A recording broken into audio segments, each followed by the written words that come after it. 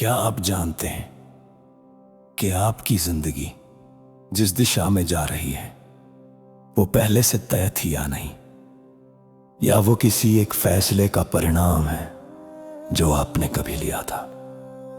हम अक्सर कहते हैं मेरे भाग्य में यही लिखा था, लेकिन क्या सच में भाग्य पहले से लिखा होता है?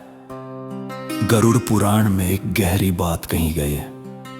वहां संकेत मिलता है कि आपका भाग्य जन्म के समय पूरी तरह तय नहीं होता, वो एक विशेष क्षण में स्थिर होता है। एक ऐसा क्षण जो बहुत साधारण लगता है, लेकिन वही आपकी पूरी दिशा बदल देता है। और श्री कृष्ण ने भी गीता में इसी रहस्य की ओर इशारा किया है। तो वो क्षण कब आता है, और क्या वो क्षण आपके जीवन में पहले ही आ चुका है?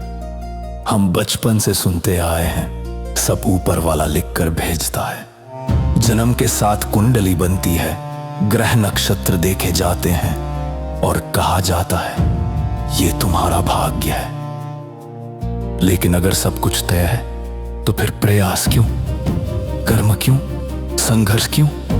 गरुड़ पुराण भाग्य को एक बंद ताले की तरह नहीं देखता, वो उसे एक प्रक्रिया मानता है।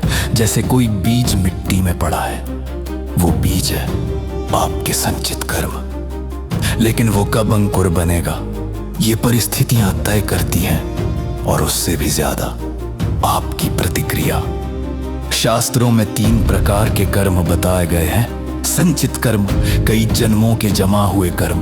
प्रारब्ध कर्म, जो इस जीवन में फल देने वाले हैं। क्रियमान कर्म, जो आप इस क्षण कर रहे हैं। अब जरा इस पर ध्यान दीजिए। संचित कर्म तो जमा है, प्रारब्ध कुछ हद तक निश्चित है, लेकिन क्रियमान वो तो आपके हाथ में है। यही वर्तमान कर्म धीरे धीरे आपके भविष्य का प्रारब्ध बनता है। गरुड़ पुराण का संकेत यही है, भाग्य कोई एक दिन में नहीं लिखा जाता, वो हर उस पल में आकार लेता है जब आप जागरूक होकर कुछ चुनते हैं। मान लीजिए किसी ने आपको अपमानित किया, आपके पास 2 रास्ते हैं, बदला लेना या मौन रहकर क्षमा करना। दोनों निर्णय बहुत छोटे लगते हैं, लेकिन दोनों की दिशा अलग है। एक निर्णय आपके भीतर क्रोध का बीज बोता है, दूसरा निर्णय शांति का।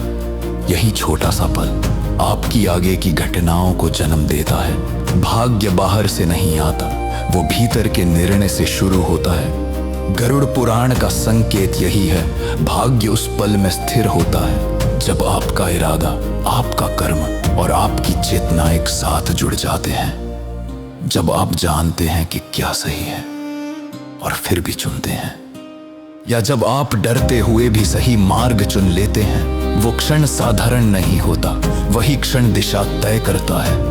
बहुत लोग सोचते हैं अगर सब कर्म से है तो क्या भगवान कुछ नहीं करते?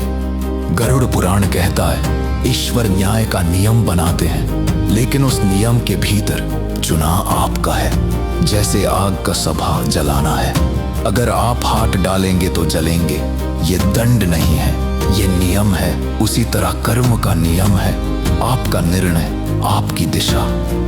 जरा अपने जीवन के बारे में सोचिए, क्या कोई ऐसा फैसला था जिसने आपकी पूरी दिशा बदल दी?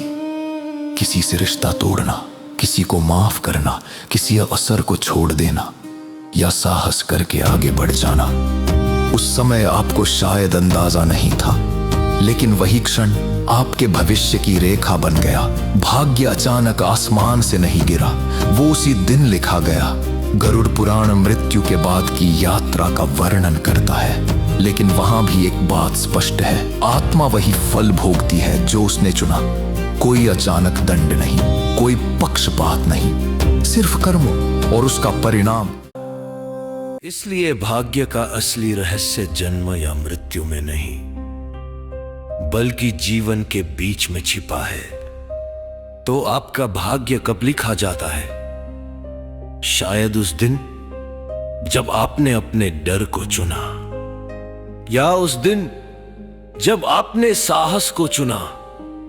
शायद उस दिन जब आपने गलत जानते हुए भी चुप्पी साध ली, या उस दिन जब आपने सच बोल दिया। भाग्य एक बड़ा रहस्य नहीं है, वो छोटे छोटे निर्णयों का परिणाम है। और गरुड़ पुराण हमें डराने नहीं, जगाने आया है। क्योंकि अगर भाग्य निर्णय में छिपा है, तो अगला निर्णय आपकी अगली कहानी लिखेगा। और शायद वो क्षण अभी आपके सामने खड़ा है।